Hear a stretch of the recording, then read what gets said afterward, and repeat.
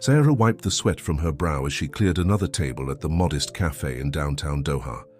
The afternoon sun streamed through the windows, creating a golden haze that seemed to mock her exhaustion. 6 months in Qatar, and each day felt heavier than the last. Her 5-year-old son Alex would be finishing his day at the Refugee Community Center soon, and she still had 3 hours left on her shift. Or she thought she did, until Mr. Hassan, the cafe owner, approached with that now familiar apologetic look. "Sarah, I'm sorry, but we're overstaffed today. You can finish up now." His words, though gentle, hit her like a physical blow. This was the 3rd time this week he had cut her hours, and rent was due in 10 days. She gathered her things in silence, her mind already calculating and recalculating the impossible math of her finances. As she stepped out into the sweltering heat of the Arabian afternoon, her phone buzzed with a message that would alter the course of her life forever. "Your dancing background has come to our attention. A private performance opportunity at Al Majid Palace. Compensation generous. Discretion required. Reply if interested." Sarah's heart skipped a beat. In her former life, before everything changed, she had been a professional dancer. But that felt like a lifetime ago, in a different world. She hadn't performed since arriving in Qatar with Alex, focusing instead on survival, on stability, on being the mother her son needed. She stared at the message until her screen went dark, then lit it up again. The name Al Majid carried weight in Qatar. Everyone knew of the family's vast wealth and influence. A single performance could potentially earn her more than a month at the cafe, but the word private made her uneasy. As she walked to pick up Alex, her phone buzzed again. This time, it was a formal email detailing the offer. The compensation made her gasp. It was more than she earned in 3 months. The performance would be at a formal business dinner, with security present, and all terms would be legally documented. That evening, after tucking Alex into bed in their tiny apartment, Sarah stood before the cracked mirror in her bathroom. She hadn't danced in so long, but her body remembered. She moved through a few basic positions, muscle memory taking over. In the reflection, she saw not just herself, but her son's future. The next morning, she replied to the message. The preparations moved quickly after that.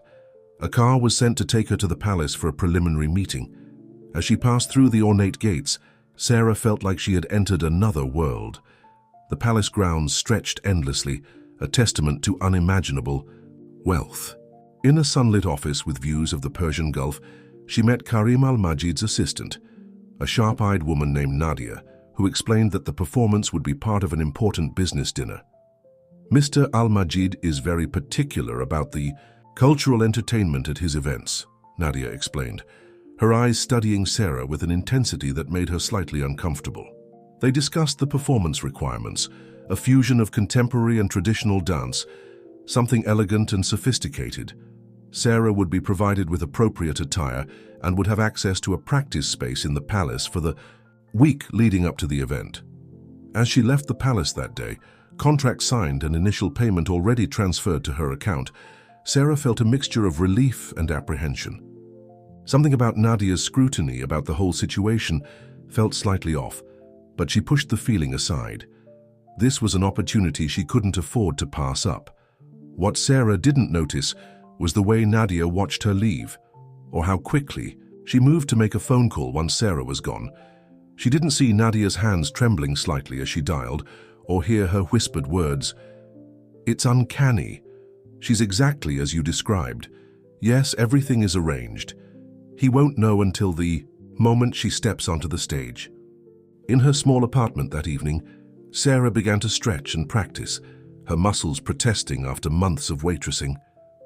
As she moved through the familiar rhythms, she felt something awakening inside her. Not just the dancer she used to be, but something new, something that felt strangely like destiny. She had no way of knowing that in his private study at the top of the palace, Karim al-Majid was working late into the night, completely unaware that his world was about to be turned upside down. He had no idea that the dancer hired for his business dinner carried a secret that would shatter the carefully constructed walls around his heart, or that his cousin Nadia's seemingly innocent suggestion about the entertainment would set in motion events that would unravel everything he thought he knew about his past. The week leading up to the performance passed in a blur of preparation and practice. Sarah spent her mornings with Alex, treasuring their breakfast time together before taking him to the community center. Then she would head to the palace, where a stunning practice room with floor-to-ceiling mirrors awaited her. The space was more luxurious than any studio she had danced in before, with polished wooden floors and views of the carefully manicured gardens below. During one of her practice sessions, she caught a glimpse of Karim Al-Majid through the window as he walked through the gardens with a group of businessmen. Even from a distance, his presence commanded attention. Tall and distinguished, he moved, with the confidence of a man accustomed to power, yet there was something in his bearing that spoke of a deeper complexity. "He rarely visits this wing of the palace anymore," a voice said behind her, making Sarah jump. It was Nadia, watching, her with that same intense scrutiny she'd shown during their first meeting. "Not since what?" Sarah asked, but Nadia merely smiled and changed the subject, discussing the final arrangements for the performance. These moments with Nadia became increasingly common and increasingly strange. The woman seemed to appear out of nowhere during Sarah's practice sessions, watching her with an expression that shifted between satisfaction and something that looked almost like fear. She would make cryptic comments about the palace's history, about traditions and expectations, always stopping just short of revealing anything substantial. The costume arrived 3 days before the performance, a masterpiece of midnight blue, silk that seemed to capture and reflect light with every movement. When Sarah tried it on, she gasped. The dress fit as if it had been made for her, which she realized it probably had been. But there was something familiar about the style, about the way the fabric moved. "It's perfect," Nadia declared, circling her with that penetrating gaze. "You look exactly it suits you perfectly." She quickly left the room, leaving Sarah wondering about her strange behavior. That evening, as Sarah was gathering her things to leave, she took a wrong turn in the palace's labyrinthine corridors. The wing she found herself in felt different, older, quieter, heavy with untold stories. The walls were lined with photographs, and she found herself drawn to them despite knowing she shouldn't linger. They were family photos, she realized. Generations of the Al-Majid family captured in formal portraits and candid moments. Her eyes were drawn to a particular image, but before she could look closer, she heard voices approaching and hurried away, not wanting to be caught somewhere. She shouldn't be. Back home, as she tucked Alex into bed, her son asked her about the palace. "Is it like in the stories, Mama? With secret passages and hidden treasures?" Sarah smiled, running her fingers through his dark curls. "It's very beautiful, Habibi, but the real treasure is right here." She tickled him, delighting in his giggles. Later that night, she couldn't sleep. The photograph she'd glimpsed in the palace haunted her thoughts. There had been something about it, something she couldn't quite place, but that tugged at the edges of her memory. She tried to dismiss it as imagination, as stress about the upcoming performance, but the feeling persisted. Meanwhile, in his private study, Karim Al-Majid was reviewing documents when Nadia entered with the final guest list for the business dinner. "Everything is arranged," she said. "The dancer has been practicing diligently. I think you'll find her performance memorable." Something in her tone made him look up sharply. "What do you mean?" "Only that she's very talented," Nadia replied smoothly. "I've watched her practice. She has a unique quality, a grace that reminds me of..." She let the words trail off deliberately. Karim's expression hardened. "We don't speak of that time, Nadia, you know this." "Of course, cousin, forgive me." But as she left his study, a small smile played at the corners of her mouth. Everything was falling into place. The night before the performance, Sarah stayed late at the palace to run through her routine one final time. As she danced in the empty practice room, the moon casting long shadows across the floor, she felt a presence watching her. She turned quickly, but the doorway was empty. Still, the feeling lingered, a sense that she was part of something larger than herself, something that had been set in motion long before she received that first message. In the darkened corridor outside, Karim Al-Majid stood frozen, having caught the briefest glimpse of a figure dancing in the moonlight. Something about the way she moved had stopped him in his tracks, stirring memories he had fought hard to bury. But he shook it off, telling himself it was impossible. The past was the past. Tomorrow was just another business dinner, nothing more. How wrong he was. The night of the performance arrived with an air of anticipation that seemed to hover over the palace like a desert storm. Sarah arrived early, her heart pounding with a mixture of excitement and nerves. The dressing room assigned to her was larger than her entire apartment, with mirrors that reached from floor to ceiling and delicate Arabian lanterns casting a warm glow over everything. As she prepared, applying her stage makeup with practiced hands, she could hear the murmur of arriving guests echoing through the corridors. The palace was coming alive with the sound of voices, soft music, and the subtle rustle of expensive fabrics. Sarah closed her eyes, centering herself the way she used to before performances in her previous life. A soft knock at the door revealed Nadia, who entered with an ornate jewelry box. "These are for you to wear tonight," she said, opening the lid to reveal a stunning set of sapphire earrings and a matching necklace. "They're from the family collection." Sarah gasped at their beauty but hesitated. "I couldn't possibly." "Mr. Al-Majid insists," Nadia interrupted, though Sarah knew she hadn't mentioned the jewelry to him during their brief interaction. There was something almost feverish in Nadia's expression as she helped Sarah put on the jewels. "Perfect," she whispered, stepping back to survey the complete effect. "Absolutely perfect." The sapphires felt cool against Sarah's skin as she made her final preparations. In the mirror, she hardly recognized herself.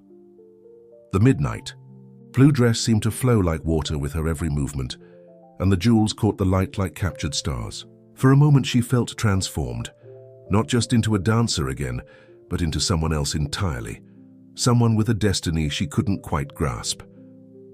Through the walls, she could hear the dinner portion of the evening winding down. Soon, it would be time for her performance. Sarah began her warm-up routine, but her mind kept drifting to Alex, who was being looked after by her elderly neighbor. He had kissed her cheek before she left, telling her she looked like a princess. "Dance pretty, Mama," he had said, and the memory gave her strength. Finally, Nadia returned to escort her to the grand hall. The space had been transformed into something out of a fairy tale, with crystal chandeliers casting rainbow reflections across the marble floors and delicate floral arrangements scenting the air. The guests, some of the most powerful business figures in the Middle East, were seated in a semicircle, their attention focused on the cleared performance area. Sarah took her position behind an ornate screen, waiting for her cue. Through the intricate lattice work, she could see Karim Al-Majid seated at the center of the audience. He was even more impressive up close. His presence seemed to fill the room without effort, and even in repose, there was something leonine about his bearing. The first notes of music filled the air, a haunting melody that blended traditional Arabian instruments with contemporary orchestration. Sarah closed her eyes, took a deep breath, and stepped into view. The moment her feet touched the performance space, everything else fell away. There was only the music, the movement, and the story she was telling with her body. Her dance began slowly, building in intensity like a desert wind. She had choreographed the piece to tell a story of longing, of searching, of finding something you never knew you'd lost. As she moved, she felt something strange happening. A connection to the music, to the space, to the moment that was deeper than anything she'd experienced before. And then she saw it, Karim Al-Majid's expression. The powerful businessman had gone completely still, his face drained of color. His eyes were fixed on her with an intensity that should have been unnerving, but instead felt achingly familiar. In that moment, something passed between them, something electric and inexplicable. The music swelled, and Sarah moved through the final sequence of her dance. But now every movement felt charged with new meaning. She could feel Karim's gaze following her, could sense the tension radiating from him. The rest of the audience had faded away. There was only this strange connection, this unspoken recognition. As the final notes faded, the hall erupted in applause. Sarah completed her bow, her heart racing not from exertion, but from the enigma of what had just transpired.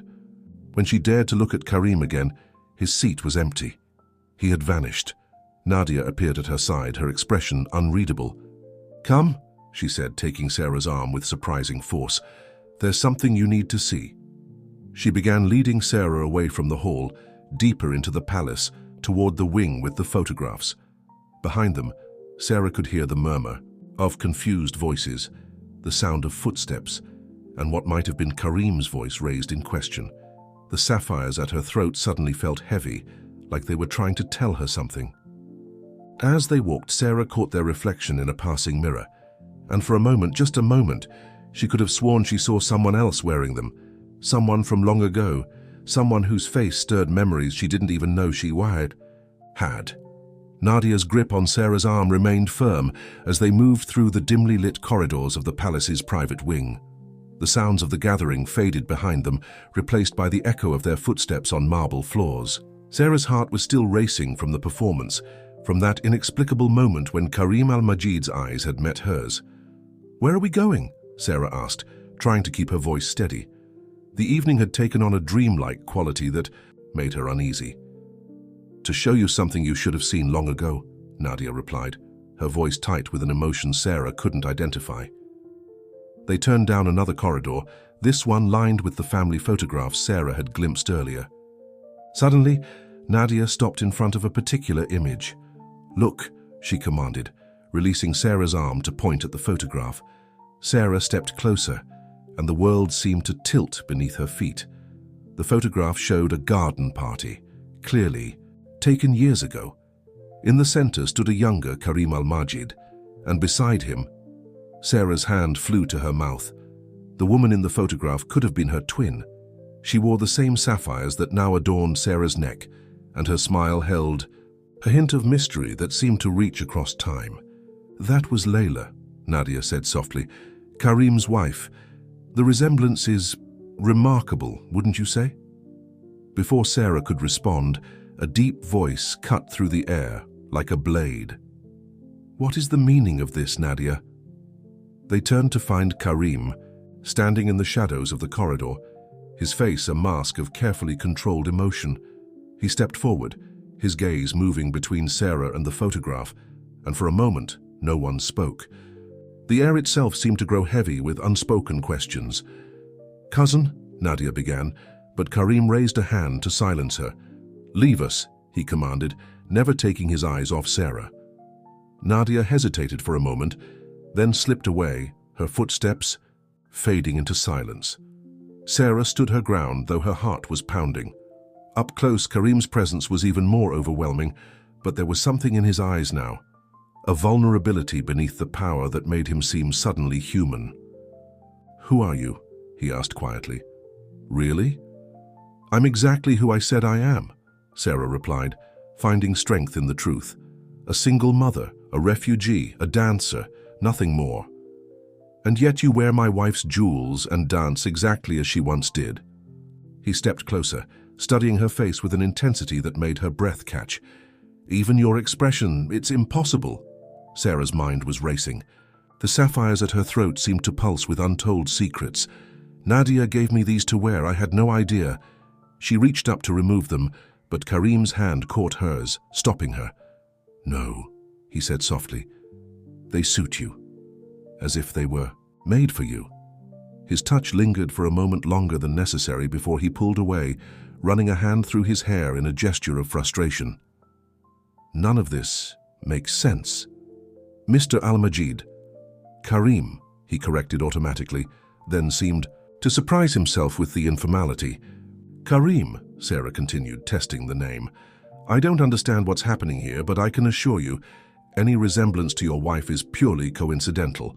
He laughed, but there was no humor in it. "In my experience, there are no coincidences, especially not in this palace." He turned to look at the photograph again. "Nadia arranged for you to perform tonight. She must have known." A thought seemed to strike him and his expression darkened. The dress, the jewels, the choreography. She orchestrated all of it. But why? Sarah felt a chill despite the warmth of the evening. She looked at the photograph again, at the woman who could have been her reflection. There was something about her eyes, something hauntingly familiar that tugged at the edges of her memory. "What happened to her?" Sarah asked softly, though she wasn't sure she wanted to know the answer. Karim's face softened with old pain. "She disappeared," he said simply. 5 years ago. No trace, no explanation. Just gone. 5 years ago. The same time Sarah had fled to Qatar with Alex. The same time her father had sent that strange, urgent letter telling her to leave everything behind and start a new life. The timing niggled at her mind, trying to form connections she couldn't quite grasp. A commotion from the direction of the grand hall broke the moment. Voices were approaching, looking for their host. Karim straightened, his public persona sliding back into place like armor. "We're not finished with this conversation," he said, his voice low and intense. "There are too many questions, too many coincidences. I need to understand." Sarah nodded, knowing she needed answers just as much as he did.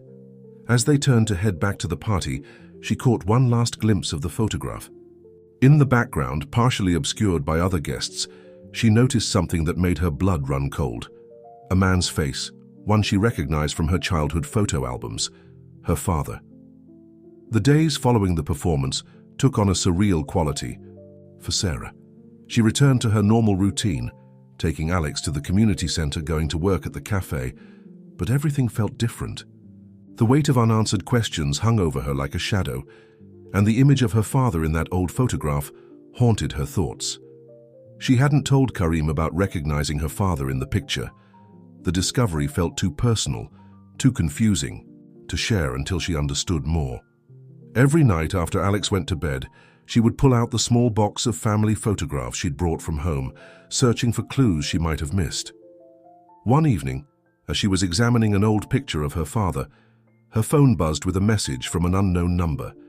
"Meet me at the Al-Wajba Gardens tomorrow at 10 a.m. We need to talk. K." Sarah's heart quickened. She knew she should be cautious, but the need for answers outweighed her hesitation. She arranged for Alex to spend extra time at the community center and replied with a simple yes. The Al-Wajba Gardens were a hidden oasis in the heart of Doha, less crowded than the city's more popular parks. Sarah arrived to find Karim already, waiting, dressed more casually than she'd seen him before in a light linen shirt and slacks.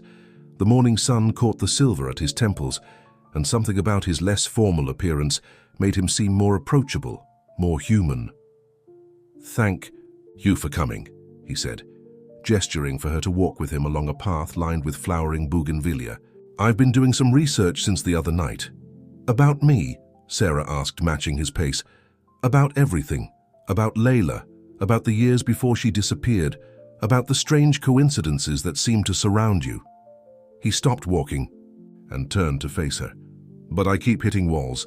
Records that should exist don't. People who should remember things suddenly can't." Sarah took a deep breath. "There's something I need to tell you. In that photograph, the one of Layla at the garden party, I recognize someone." Karim's eyes sharpened with interest. "Who?" "My father." The words hung in the air between them. He was in the background, partially hidden by other guests. I'd know his face anywhere. Karim's expression shifted through several emotions: surprise, confusion, and then something that looked almost like hope. "Your father, what was his name?" "Daniel Matthews. He was a cultural attaché at various embassies throughout the Middle East when I was growing up." Sarah watched Karim's face carefully as she continued. 5 years ago, he sent me a letter, urging me to leave everything behind and start a new life. A week later, he disappeared." Karim began pacing, his mind clearly racing. "Daniel Matthews, yes, I remember him. He and Layla worked together on several cultural preservation projects. But there was something else, something—" He stopped, abruptly, running a hand through his hair in frustration. "It's like trying to grab smoke. Every time I think I'm close to understanding, the pieces slip away." "What do you mean?" "Records have been altered, Sarah. Surveillance footage from the night Layla disappeared is missing. Key documents about her work with your father have vanished. Someone has gone to great lengths to hide something." A cool breeze rustled through the gardens, carrying the sweet scent of jasmine. Sarah wrapped her arms around herself, suddenly chilled despite the warm morning. And now Nadia arranges for me to perform, wearing Layla's jewels, dancing her dance. Yes, Karim said softly. Nadia, my cousin has always been ambitious, but lately I've begun to wonder about her role in all of this, the way she orchestrated your performance, the timing of it all. Sarah remembered Nadia's intense scrutiny during her practice sessions, her cryptic comments, the almost triumphant look in her eyes when Sarah had put on Layla's sapphires. She wanted you to see me dance. She wanted you to make the connection to Layla. The question is why? Karim moved closer, his voice dropping. What game is she playing? And more importantly, what does she know about Layla's disappearance that she's not telling us? Before Sarah could respond, her phone buzzed. With a text from the community center. Alex had fallen and bumped his head during playtime. He was fine, but asking for her. I'm sorry, she said, showing Karim the message. I have to go. He nodded in understanding, but caught her arm gently as she turned to leave. Be careful, Sarah. Whatever is happening here, whatever connection exists between you and Layla, I don't think we're the only ones trying to uncover the truth. As Sarah hurried to her son, her mind was spinning with possibilities. Her father's urgent letter, Layla's disappearance, Nadia's machinations. They were all connected somehow, threads of a tapestry she was only beginning to see. And somewhere in the pattern was the answer to why she and Layla looked so remarkably alike. What she didn't know was that at that very moment, Nadia was sitting in her private office in the palace, watching security footage of Sarah and Karim's meeting in the gardens. Her perfectly manicured nails drummed against her desk as she reached for her phone. They're getting closer, she said to someone on the other end. It's time to move to the next phase. Nadia sat in her elegantly appointed office, surrounded by the trappings of wealth and influence she had spent years cultivating. The security footage of Sarah and Karim's garden meeting played on a loop on her laptop screen.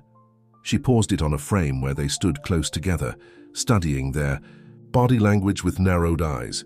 This won't do at all, she murmured to herself, closing the laptop with a decisive click. Years of careful planning were at risk of unraveling because of this woman, this dancer who had appeared like a ghost from the past. But Nadia hadn't come this far to let everything fall apart now. She pressed a button on her desk intercom. Send in Mr. Rahman from Human Resources. Within minutes, a nervous-looking man entered her office, clutching a folder. The documents you requested, Ms. Al-Majid, he said, placing them on her desk. But I must express my concerns about... Your concerns are noted, Nadia cut him off smoothly. That will be all. Once alone, she began reviewing the papers, Sarah's employment records from the cafe, her visa status, her son's school registration. Every detail of Sarah's life in Qatar laid bare before her. Meanwhile, Sarah was at home with Alex, trying to focus on helping him with his homework, while her mind kept drifting back to her conversation with Karim. Her son's head bump had turned out to be minor, but the incident had reminded her of how precarious their situation was. She was a single mother in a foreign country, dependent on a work visa, and now entangled in something she didn't fully understand. Her phone buzzed with a message from the cafe. Her heart sank as she read it. Her hours were being cut again, this time permanently. The reason cited was restructuring, but something about the timing felt wrong. Before she could process this news, another message arrived, this one from Karim. Need to speak with you urgently. Found something in Layla's old files. Can you come to the palace tonight? Sarah looked at Alex, peacefully coloring at their small kitchen table, and texted back, Can't leave my son alone. The response came quickly. Bring him. The palace has a children's playroom with qualified staff. Please, Sarah. This is important. After arranging for a car to pick them up, Sarah helped Alex change into clean clothes. We're going on an adventure, Habibi, she told him, trying to keep her voice light despite her growing unease. The palace was different at night, its elegant architecture transformed by strategic lighting that cast dramatic shadows across the facades.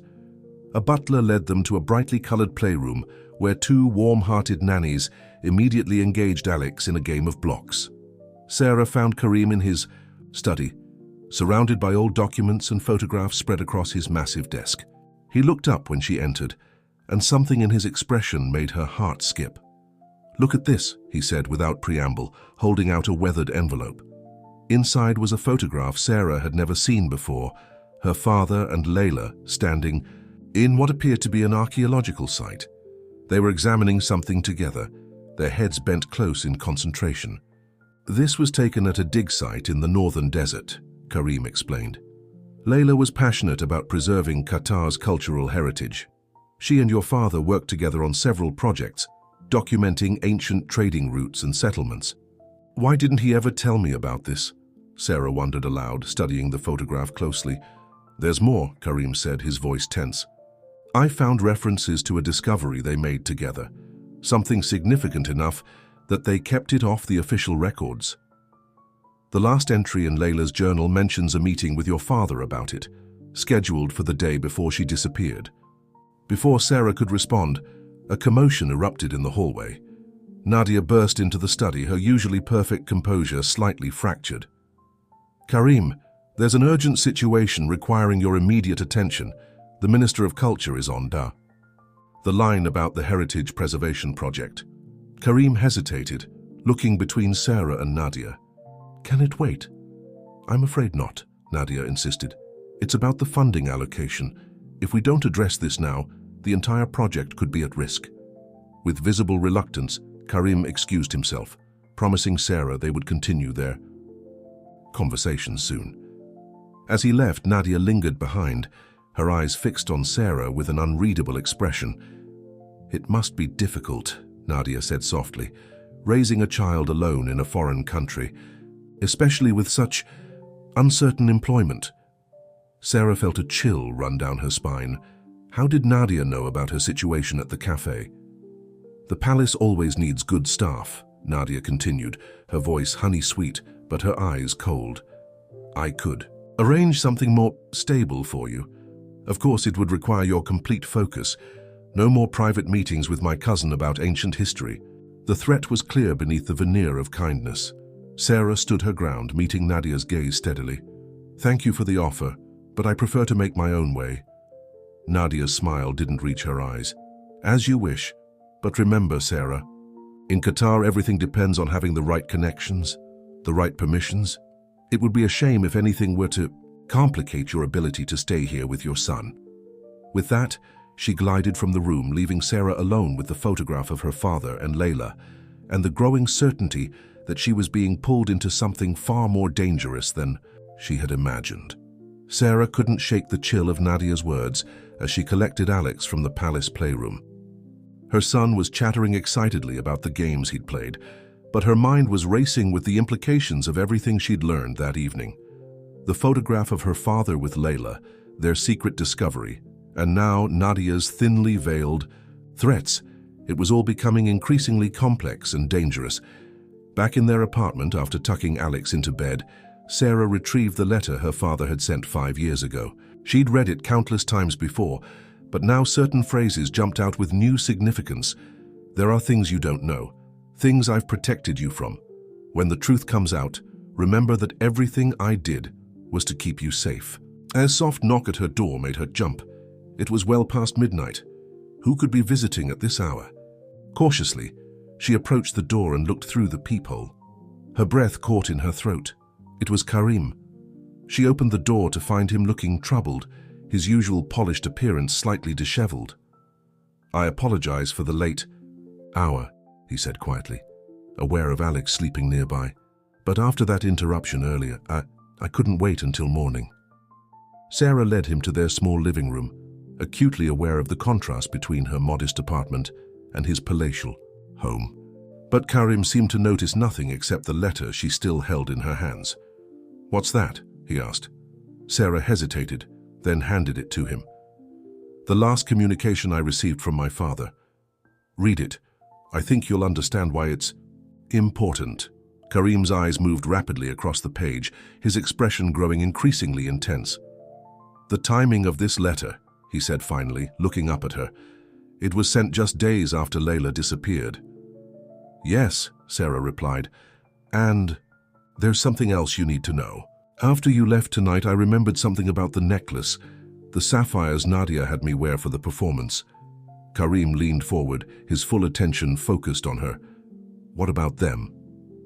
When I was young, my father had a photograph he always kept in his study. It showed a beautiful necklace he said belonged to our family but was lost. He used to tell me stories about it, how it was more than just jewelry, that it held secrets. Sarah took a deep breath. It was the same necklace, Karim. The one Nadia said was from your family collection.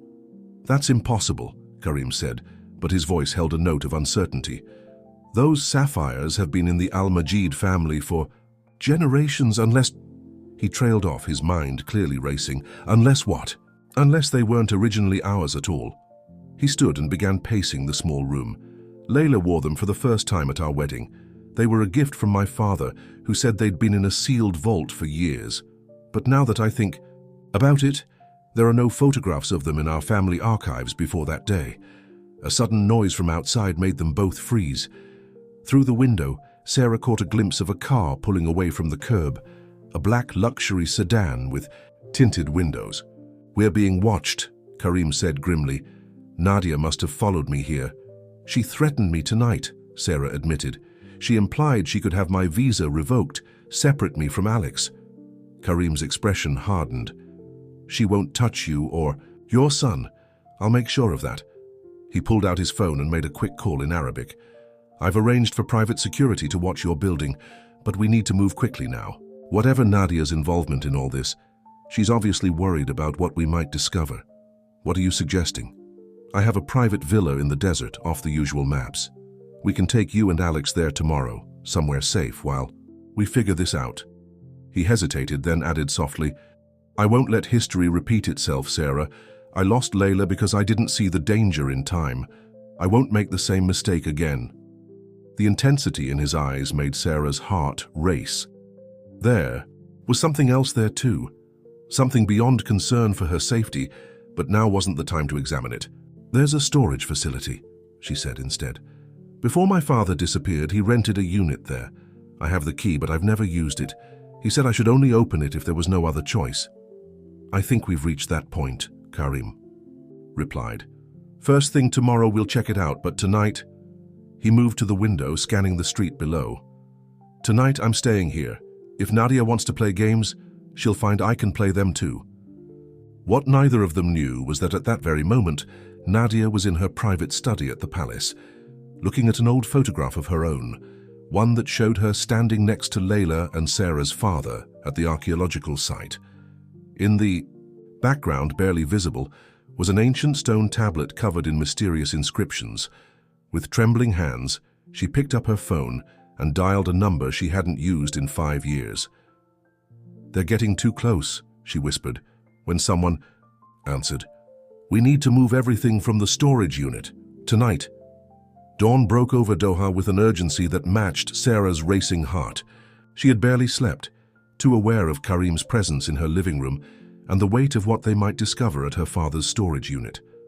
Alex was still sleeping peacefully, unaware of the tension that filled their small apartment.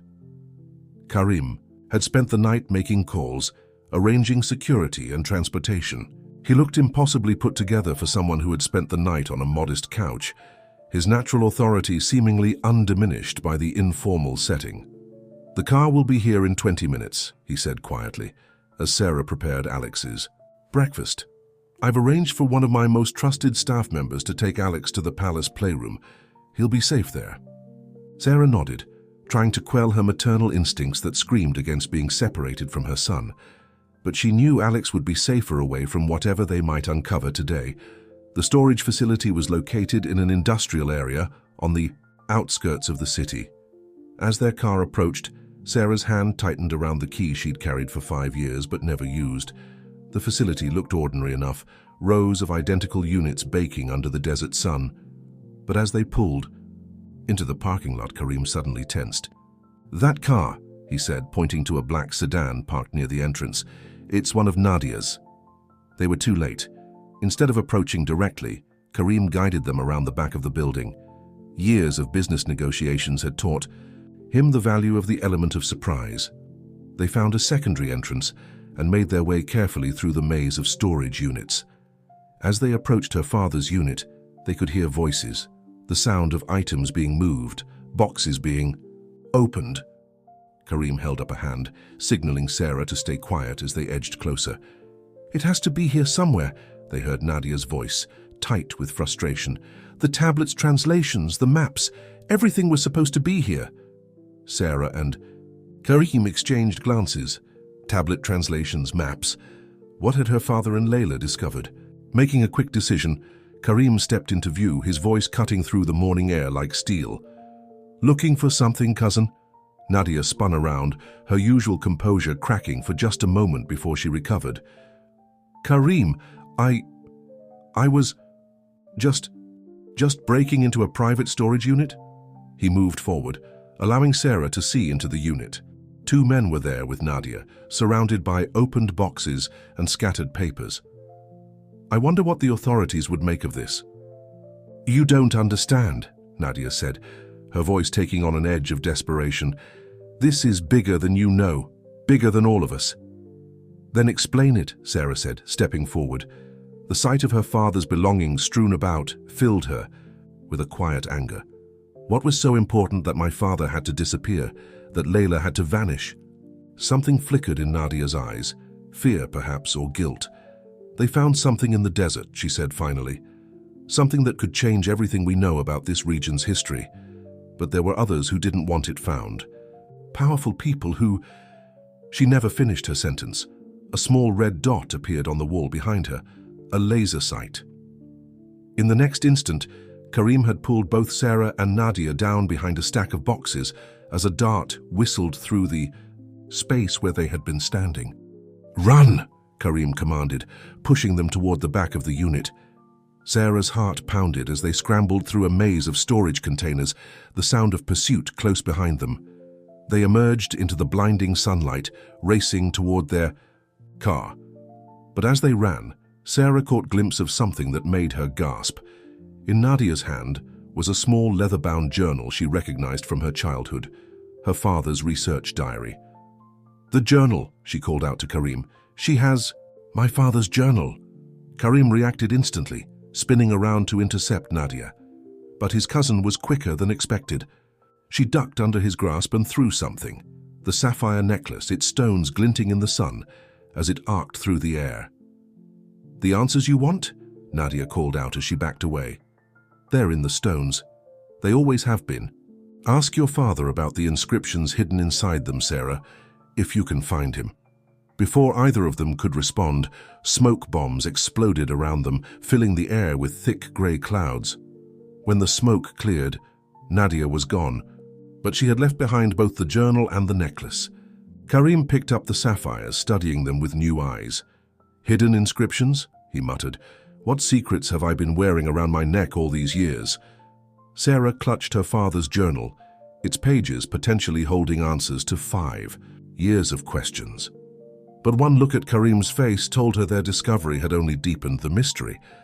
Whatever her father and Layla had found in the desert, whatever truth Nadia was so desperate to hide, it was valuable enough to make powerful people resort to violence to keep it secret. As they drove back to the palace, Sarah opened the journal with trembling hands. On the first page, in her father's familiar handwriting, was a message that made her blood run cold. "To my daughter, if you're reading this, then they've found you. The truth about your mother, about Layla, about everything, it's all connected. The sapphires are the key, but be careful who you trust. Even those closest to you may not be what they seem." The private study in Karim's palace had become their sanctuary as they pored over the journal's contents. Sarah sat cross-legged on a plush oriental rug, pages spread around her like fallen leaves, while Karim examined the sapphire necklace under a jeweler's loupe at his desk. Through the large windows, the afternoon sun cast long shadows across the room. "Listen to this," Sarah said, her finger tracing her father's hurried handwriting. "The inscriptions in the temple weren't just historical records. They were a map. But the key to understanding them was hidden in plain sight, passed down through generations disguised as simple jewelry." Karim looked up from his examination of the stones. "These sapphires, they're not just gems. Look." He handed her the loupe, and one of the stones they'd carefully removed from its setting. There are microscopic markings inside, visible only at certain angles. Sarah peered through the loop, gasping as she saw the tiny, intricate patterns etched within the crystal structure of the stone. They're like the marks in my father's sketches of the temple walls. Your father and Layla, Karim said slowly, they must have discovered that these stones were more than just family heirlooms. They were some kind of ancient key. Sarah turned another page in the journal and froze. There, carefully preserved between the pages, was a photograph she'd never seen before. It showed her mother, a woman she had only the faintest memories. Theodore standing in what appeared to be an archaeological site. She was wearing the sapphire necklace. That's impossible, she whispered. My mother. She disappeared when I was 3 years old. My father told me she had an accident. Karim moved to sit beside her on the rug, studying the photograph. When was this taken? According to the date on the back, 2 years after she supposedly disappeared. Sarah's hands trembled as she turned the photograph over. There was an inscription in her father's handwriting. Elena at the site, getting closer to the truth. Just then, Alex's voice echoed down the hallway, accompanied by the sound of running feet. He burst into the study, his face glowing with excitement from his day of playing in the palace gardens. Sarah quickly gathered the papers, hiding the fewer, more sensitive documents as her son threw himself into her arms. Mama, Mr. Karim, you have to see what I found in the garden. He pulled something from his pocket, a small weathered piece of metal with familiar markings etched into its surface. Karim's eyes widened as he examined the object. Where exactly did you find this, Alex? In the old garden behind the fountain. There's a hidden door in the wall, but it's stuck. Sophia showed it to me. He beamed, proud of his discovery. Sarah and Karim exchanged glances. Sophia was Nadia's daughter, who occasionally visited the palace. The same Sophia who had been mysteriously absent during recent events. Alex, Habibi, Sarah said carefully, does Sophia often show you secret places in the palace? Her son nodded, enthusiastically. She knows all the best hiding spots. She said her mum told her stories about treasure hidden in the walls from the old days. Karim stood abruptly, his expression intense. The old garden was Layla's favorite place. She spent hours there working on her research. I never understood why she was so fascinated by that particular spot. Sarah looked at the metal piece Alex had found, then at the sapphire still sitting on Karim's desk. The markings were similar but not identical, like pieces of a larger puzzle. Alex, would you like to help the palace chef make some special dessert? Karim asked, pressing a button to summon one of his staff. After Alex was safely escorted to the kitchen, Karim turned to Sarah. We need to see that door in the garden wall. The sun was setting as they made their way through the palace grounds, casting everything in shades of gold and purple. The old garden was separate from the main grounds, surrounded by high walls covered in climbing roses. It had a wild, untamed beauty that the more formal palace gardens lacked. As they approached the fountain Alex had mentioned, Sarah felt a strange sense of déjà vu. I've been here before, she said slowly. In my dreams sometimes, but that's impossible. Karim watched her carefully. Maybe not.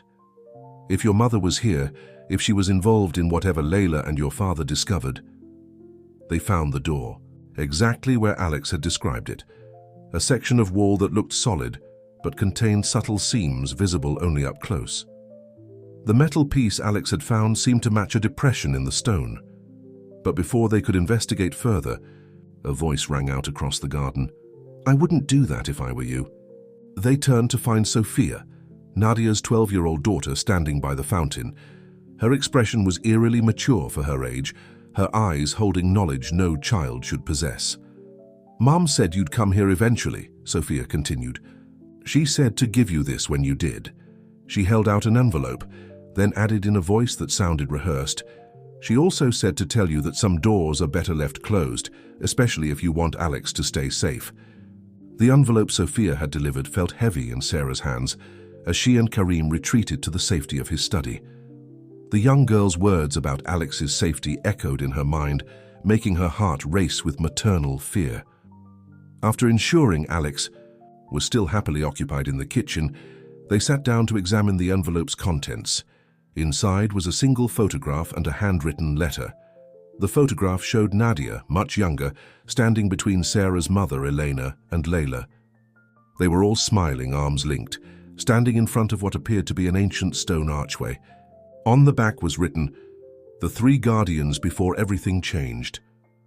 "I don't understand," Sarah whispered, her fingers tracing her mother's face in the photograph. "My father always said she was gone, that she'd had an accident when I was 3. But here she is, years later, with Layla and Nadia." Karim unfolded the letter, his expression growing more intense as he read. "This is from Nadia," he said, beginning to read aloud.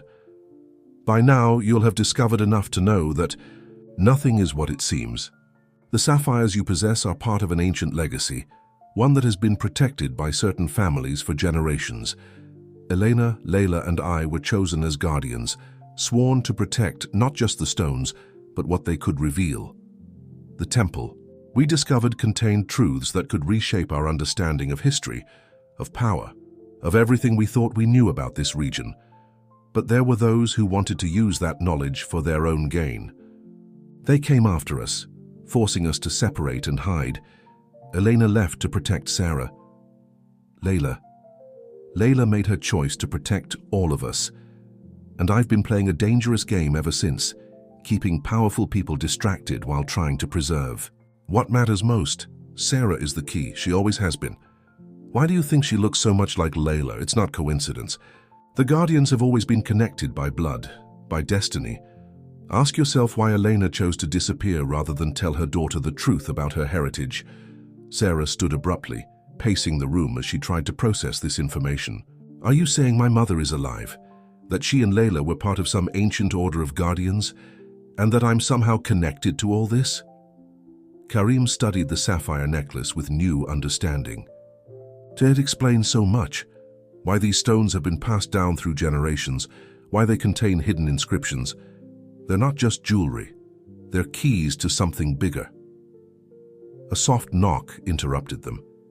It was Mrs. Hassan, the head housekeeper, looking concerned. "I'm sorry to disturb you, but young Alex is asking for his mother. He seems quite upset about something." Sarah's maternal instincts immediately took over. She rushed to the kitchen, finding Alex in tears. "Habibi, what's wrong?" "Sophia showed me something on her tablet," he sniffled. "A video of Mama, but not you. Another Mama. She looked just like you, but she was younger, and she was wearing the pretty blue necklace." Sarah's blood ran cold. "What do you mean, Habibi? What video?" "She said it was from her mom's special collection. The lady in the video was talking about protecting something important, and she mentioned my name. But Sophia said I couldn't. Watch the rest unless..." "Unless what, Alex?" "Unless you and Mr. Karim open the garden door tonight. She said her mum needs something from inside, and then we can watch the whole video." Karim, who had followed Sarah to the kitchen, exchanged a meaningful look with her. They were being manipulated, but the possibility of a video message from Layla, or perhaps even Elena, was too significant to ignore. "It's a trap," Karim said later, after they had settled Alex in one of the palace's guest rooms for the night. "Nadia knows we'll come." Sarah held up the metal piece Alex had found. "Yes, but maybe that's exactly what we need to do." "My mother." "Layla, they were protecting something important enough to disappear for, important enough to separate families for. Don't we owe it to them to find out what it was?" As the moon rose over the palace grounds, casting silver light across the gardens, Sarah and Karim made their way back to the hidden door. The sapphire necklace hung around Sarah's neck, its stones seeming to pulse with an inner light in the darkness. What they didn't notice was Sophia watching from a window above, sending a text message. "They're going to the door now. Just like you said they would, Mom. Should I send them the rest of the video?" The response came quickly. "No, your Aunt Elena will do that herself. It's time for all the guardians to come home." The ancient door in the garden wall seemed to pulse with its own energy as Sarah inserted the metal piece Alex had found into the depression. The sapphires around her neck grew warm against her skin, their hidden inscriptions somehow resonating with the moment. Beside her, Karim held a small flashlight, its beam steady in the moonlight. "Whatever we find behind this door," he said softly, We face it together." Sarah nodded, turning the metal piece like a key. For a moment, nothing happened. Then they heard it, a series of clicks like tumblers falling into place. The door swung open silently, revealing a narrow passageway that descended into darkness. They followed the passage, their footsteps echoing on ancient stone. The air grew cooler, carrying the scent of age and secrets. The beam of their flashlight revealed walls covered in the same intricate markings they'd seen in the sapphires. The passage opened into a circular chamber, and as they entered, lights flickered to life automatically. Not ancient torches, but modern LED strips cleverly hidden in the architecture. The chamber was a blend of old and new ancient stones housing modern technology. "Welcome, Sarah." The voice came from behind them, and they spun to find Nadia standing in another doorway. But she wasn't alone. Next to her stood a woman Sarah had only seen in photographs and dreams, her mother, Eleanor. "Mama?" Sarah's voice cracked with emotion. Eleanor stepped forward, her eyes filled with tears. "My beautiful girl, I'm so sorry for all the years we lost, but we had to protect you, to protect the legacy until you were ready." "Ready for what?" Sarah asked, her mind reeling from seeing her mother alive after all these years. "To take your place as a guardian," another voice answered, and Layla stepped into the chamber from a third entrance. She was older than in the photographs, but just as elegant, just as much Sarah's mirror image. Karim staggered slightly. "Layla, but how?" "I'm sorry for the pain I caused you, my love," Layla said softly. "But there was no other way. The people hunting us, they would have used you to get to me, to get to the truth we protect." "The truth about what?" Sarah demanded, her voice stronger now. "What was worth abandoning your families for?" Elena moved to a central pedestal in the chamber and pressed her hand to its surface. A holographic display sprang to life, showing images of ancient texts, maps, and mathematical equations. This chamber, and others like it around the world, contain evidence of an advanced civilization that existed thousands of years ago, Elena explained. They left behind knowledge, scientific, mathematical, astronomical, that could revolutionize our understanding of human history, but they also left warnings. "The sapphires are keys," Nadia added, "part of a system designed to ensure this knowledge couldn't be accessed until humanity was ready for it. The Guardians, women from certain bloodlines, were chosen to protect this legacy across generations." "Which is why you look so much like me," Layla said to Sarah. "We share the same ancestral guardian line, just as Elena and Nadia share another." "But why reveal everything now?" Karim asked, still trying to process Layla's presence. "Because the time has come," Elena answered. "The alignments we've been waiting for are approaching. The knowledge must be properly revealed to the world, but in a way that won't let it be weaponized or misused. We need all the Guardians together, past and future." She looked meaningfully at Sarah, who suddenly understood. "Alex, he's part of this too, isn't he?" "Yes," Nadia said. "Just as Sophia is, the next generation of Guardians. That's why we had to be sure you were ready, Sarah. Why we had to test your heart, your courage, your ability to protect what matters most. All the manipulation, the secrets," Sarah said, looking at each woman in turn. "Was it necessary?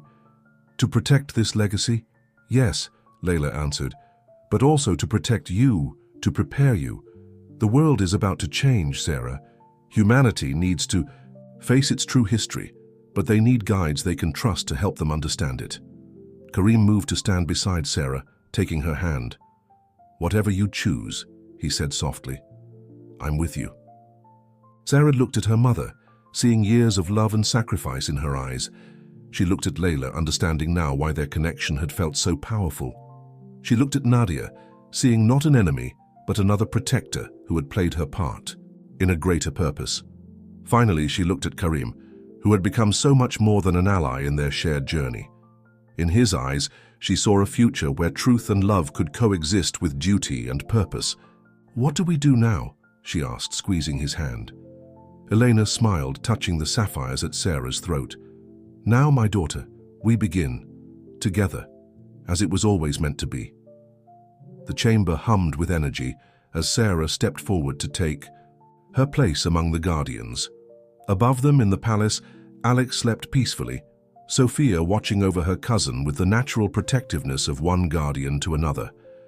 The legacy would continue, but this time without the pain of separation and secrets.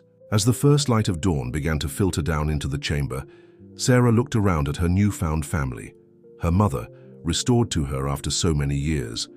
Layla, her guardian sister. Nadia, her fellow protector. And Karim, her partner. In all things to come. The sapphires around her neck pulsed one final time, acknowledging the completion of one circle and the beginning of another. The truth was finally free, and so were they all. Films de Historia. Dear listeners, we hope this tale of hidden truths, sacred legacies, and the unbreakable bonds of family has touched your hearts. For more captivating stories that explore the mysteries of the past and the power of love to transcend, please subscribe to our channel and click the like button below. Join our growing community of story lovers, where each day brings new adventures and revelations. Share your thoughts in the comments. What secrets do you think still lie hidden in the ancient sands of Qatar? Until our next journey together, remember that sometimes the greatest treasures are the truths we carry in our hearts.